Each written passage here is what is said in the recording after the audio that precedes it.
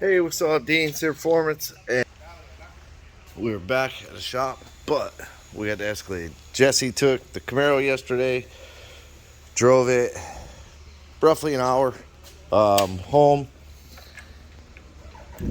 No issues other than when he got there, one of the little fittings popped, which that's not a big deal. So today, well, yesterday after he left, well, before he left, but anyways, whatever. I put the Escalade up on the lift, dropped the tank. I found the overflow for the fill neck isn't hooked up. So I capped it for now because the line coming down from here is like one of those factory quick style connect things. So today I decided to get the fuel gauge to work, and then kind of start working on the new dash. So what I did was checked that the ECU, that this ECU reads fuel level, which it does. So the fuel tank sending unit feeds into the ECU through two wires, which is on the C1 34 and 36 pin. I think 36 is purple, the fuel level, and 34 is tan, is the low reference. I believe that's the way it is. So it's actually these two wires right here, purple and tan. So I undid it, pinned it, found them. I have no idea where they go within the harness. So I kind of just clipped them in here. And then the body harness for the Escalade, I had already pinned out the fuel level and the low reference. So I connected them. I hooked up my HP tuners, and it showed 4.6 gallons. So I think the van might have had a bigger tank in it. So I have to check that and see that I get the gallons right so that it coordinates with the level right. So I did that, and then I cleaned up a bunch of wires. I put the factory fuse box cover back on. So now, not that all of these coordinate, but it cleans this up a lot. This was a big eyesore for me, was all these wires were frayed and sticking up. So I got them all trimmed down, cleaned up. I only had to trim the box a little bit to get it over where the new harness comes in and stuff.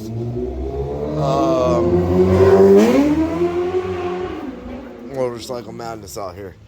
Then I took the factory cluster out, which it's really easy to do on these. You pop the bezel off, drop the steering wheel down, pull the bezel out, 4 screws, gauge cluster comes out, you unplug it. And then I took, and you can pop this black cover. There's literally a cover, and there's just these tabs. There's 6 of them, 3 on the bottom, 3 across the top. Pop those off, and I laid this on a piece of aluminum, and I traced this outside all the way out here. Used it for the holes, so I drilled all the holes. And then I took the Power Tune digital dash and kind of shaped out a hole behind it so it drops in. Did it backwards, upside down technically, because I try and hurry, but no big deal. I welded a couple little edges on it, re-drilled it. Don't have any screws for it. So I'm gonna jump out of here, go get screws for this, run to the house, because this box will actually connect to Wi-Fi. It's actually a Raspberry Pi. Took the cover off to use as the template for this piece here. And it's actually a Raspberry Pi in there, which those things are really cool. It's like a full-blown computer. Over here is all the USB Ethernet ports. I don't know why they don't have them exposed. I've seen videos where they're exposed, so I'm not sure why they didn't expose them on this one. They tell you to plug a mouse into it, but you can't. because they didn't expose any of this. Unless they want you to take this cover off and plug a mouse in, which would be a pain in the butt. But anyways, so I got that. I got the wires here. So I'm going to run to the house. I'm going to bring some tools and stuff that I need to the house. And I'm going to try and get this in. The only concern that I have will be if this piece hits the back of the screen. I don't think it will, because this sticks up less than 1.5 inches. Yeah, less than 1.5 inches. And these are, that's, oh crap, I can't see. That's almost 2. That's almost 2.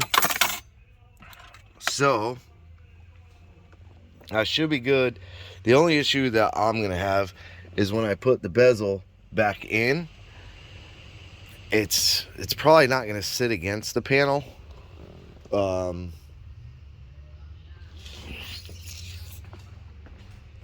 So yeah, it might, I don't know how it sits. I know it'll be close up here, but the bottom, I believe there's going to be like a big gap. So I may end up having to take like a piece of aluminum or something. Yeah, probably a piece of aluminum, and kind of shape it to this bottom and then shape this curve into it. Might be what I have to do, but we'll see. So I'm gonna run, get the screws, grab all my crap that I need, some cutters, some strippers, all that stuff, heat shrink, and be back. Okay, so this is the second part to that. I did get to the house, forgot all my tools, and then had the transmission issue, which was really, really weird with the first one. So I rushed, bought a used one, had issues with that one, working on the GTO, which are in the other videos. So I finally got around to the Escalade, and yesterday worked it out. That's in the previous video. It was literally a cracked filter. Wouldn't let me fill it, whatever. But we're back.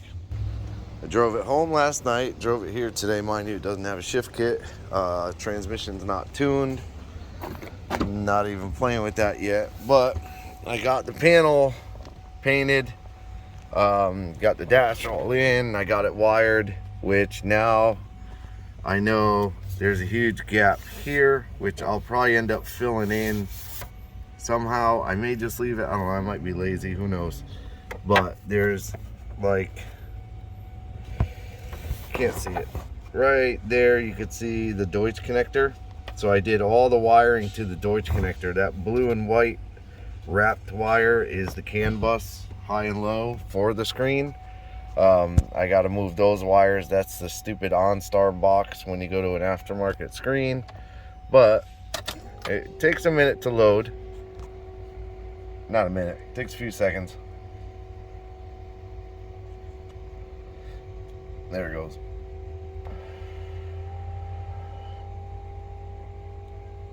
I haven't figured out how to change that power tune dash. I know how to change it. It's in the, you got to go into the directory on it, which I have all that stuff. But this is the one I chose. I got rid of their settings, like their screens, and I went to a user dash and cleared it, and then started with this, which I don't remember what this one is called exactly, but then it's basically a blank graphic that they give you. So imagine it without RPM and all those points and speed. It's just a blank graphic. The blue is more or less what you get. So then you create a round gauge, and you input all your, that's RPM, this is speed. Then you create all the text, and you link the text to each sensor. I'm struggling with the boost right now. I want to see boost, like right in here, and then I'm gonna do a small odometer down here. But this is where I got today between working on the GTO a bunch and playing with this. I got my engine coolant temp sensor, so you can see it's reading 172. My volts is 12.5. Oil pressure right now 0. This one's questionable, fuel level, because on their dash it was linked to the odometer, a trip odometer, and it was literally counting tenths of a mile up.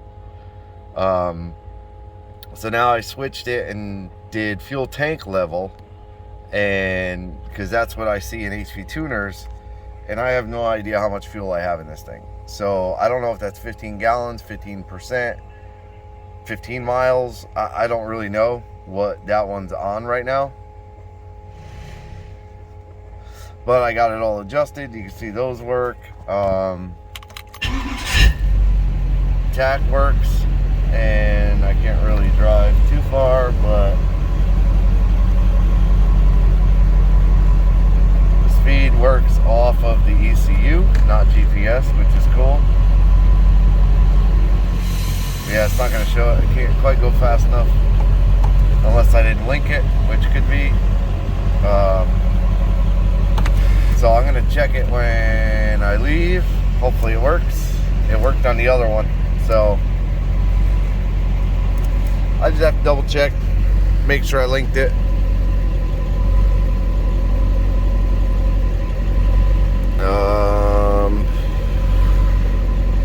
So you double tap to get the main menu, double tap on the gauge that you want,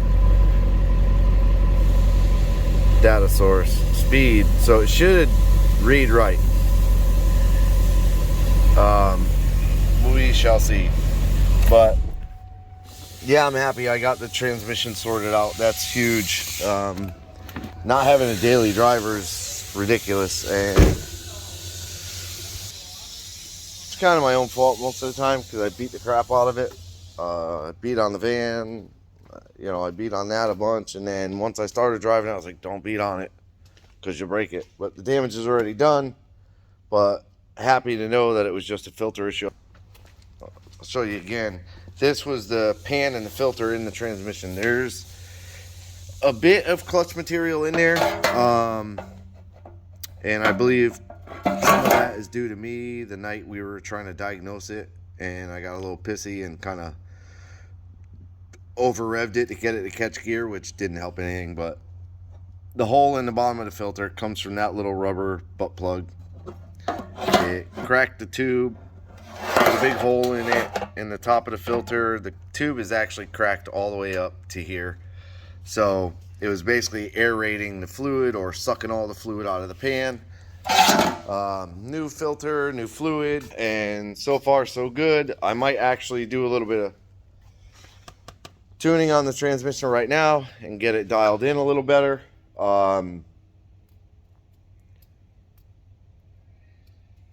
Yeah, so Escalade, Duralade, whatever you want to call it, it's back up and running. So if you see me out and about, don't tempt me to try and race you, because I really don't want to hurt a transmission. Again, not until I have another one here. So Jesse, full manual, trans brake, everything, stack it. We got pull wheelies in the Duralade. You're welcome. All right, I appreciate you guys watching. Like, subscribe, hit the bell to be notified. Have a good weekend.